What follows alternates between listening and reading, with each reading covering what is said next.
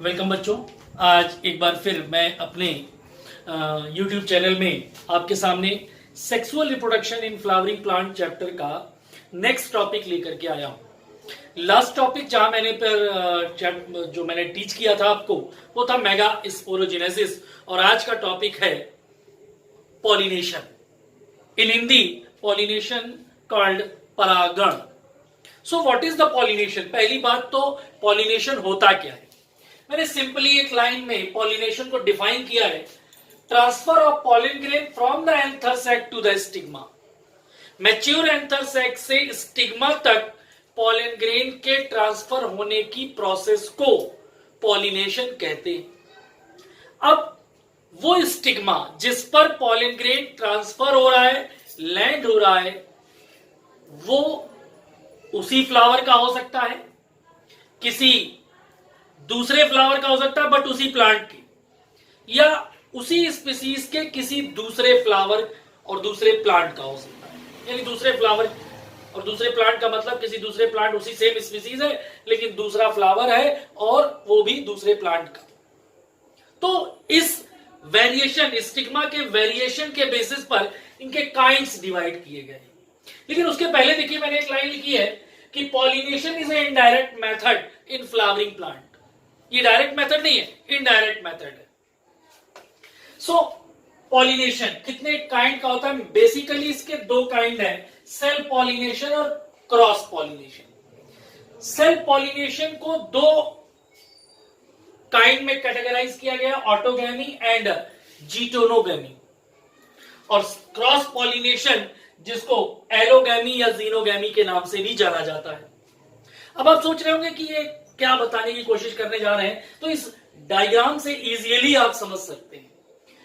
अगर उसी प्लांट के उसी फ्लावर यानी सेम फ्लावर के पॉलन ग्रेन सेम फ्लावर के स्टिग्मा पर लैंड होते हैं तो that type of self pollination is known as autogamy.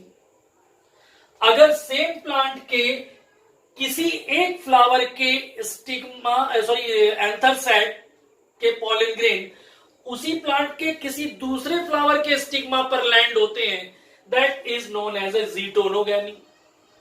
जबकि अगर ये मैच्योर एंथर सैक से निकले हुए पॉलन ग्रेन किसी दूसरे सेम स्पीसीज के किसी दूसरे प्लांट के फ्लावर के स्टिग्मा पर लैंड होते हैं, that is known as a xenogamy और एलोगैमी और क्लॉस पॉलिनेशन। सेल्फ पॉलिनेशन के लिए कुछ एडेप्टिव फीचर्स होते हैं। अगर ये फीचर्स किसी प्लांट के फ्लावर के पास हैं तो डेफिनेटली वहां पर सेल्फ पॉलिनेशन होगा। कौन से फीचर? पहला है क्लिस्टोगैमी। क्लिस्टोगैमी का मतलब होता है flower of some plants. Cleistogamy is a property in which the flower of some plants remain close रहते हैं फ्लावर, और जब क्लोज रहेंगे तो ऑब्वियसली जो पॉलन ग्रेन है वो बाहर रिलीज नहीं हो पाएगा और सेल्फ पॉलिनेशन की प्रोसेस होगी। दूसरा कैरेक्टर बड पॉलिनेशन। कई बार क्या होता है कि flower mature before opening of bud. Bud की ओपनिंग के पहले ही फ्लावर मैच्योर हो जाता है और जब बड ओपन नहीं हो पाएगी तो भी सेल्फ पॉलिनेशन की प्रोबेबिलिटी बढ़ जाएगी और सेल्फ पॉलिनेशन होगा ही होगा। तीसरी कंडीशन है होमोगैमी।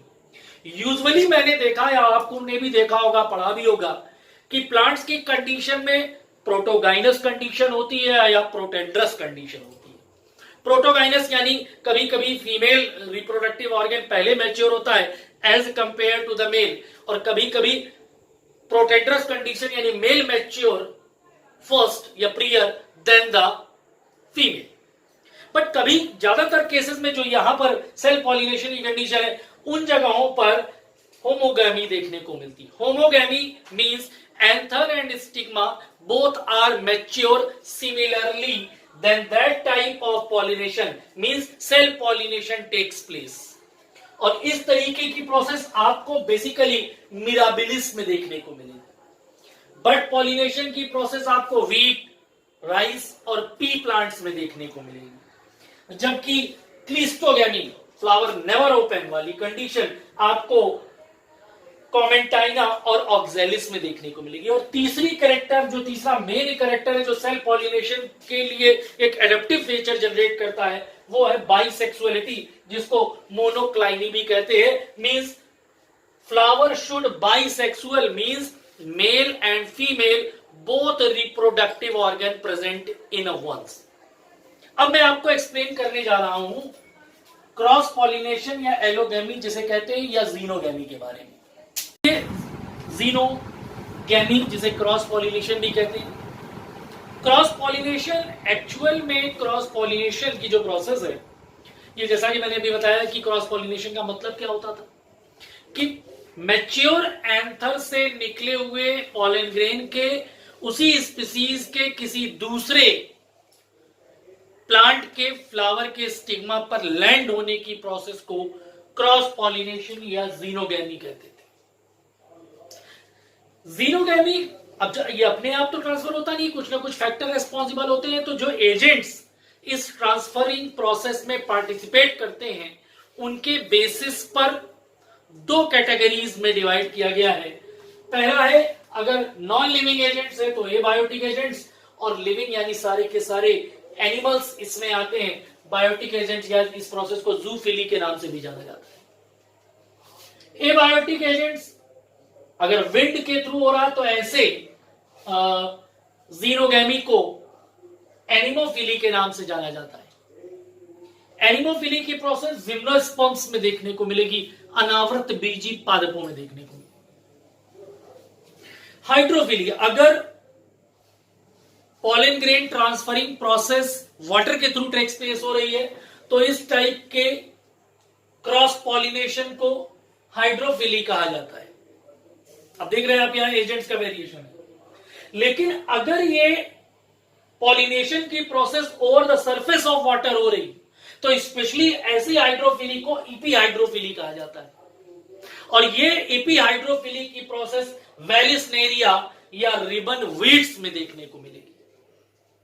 जबकि अगर ये अंडर द वाटर सरफेस ये प्रोसेस हो रही है तो इस टाइप की हाइड्रोफिली को हाइपोहाइड्रोफिली कहा जाता है। और ये प्रोसेस आपको जोस्टेरा या सी ग्रासेस में देखने को मिलेगी। अब हम आते हैं बायोटिक एजेंट्स पर। अब ऑब्वियसली अलग अलग एनिमल्स होंगे तो उनके नाम के थ्रू या उनकी वजह से अलग अलग टाइप का क्रॉस पॉलिनेशन भी होगा। अगर एजेंट के फॉर्म में इंसेक्ट पार्टिसिपेट कर रहे हैं तो इस टाइप की क्रॉस पॉलिनेशन को इंटेमोफिली कहा जाता है। कुछ एग्जांपल भी मैंने आगे मेंशन कर दिए।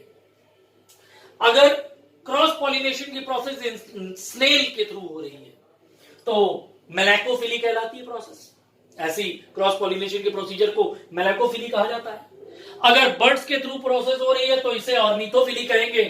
आंट्स के थ्रू अगर प्रोसेस हो रही है तो इसे माइर्मकोफिली कहा जाता है। आंट्स तो आप समझ रहे होंगे, यहां पर टिक्स और माइट्स भी इसी के अंतर्गत आएंगे। अगर बैट के थ्रू ये प्रोसेस कंप्लीट हो रही है क्रॉस पॉलिनेशन, यानी एजेंट के फॉर्म में अगर बैट पार्टिसिपेट कर रहे हैं तो इस टाइप के क्रॉस पॉलिनेशन को चीरोप्टेरोफिली कहा जाता है। और सबके एग्जांपल मैंने कुछ मेंशन कर दिए।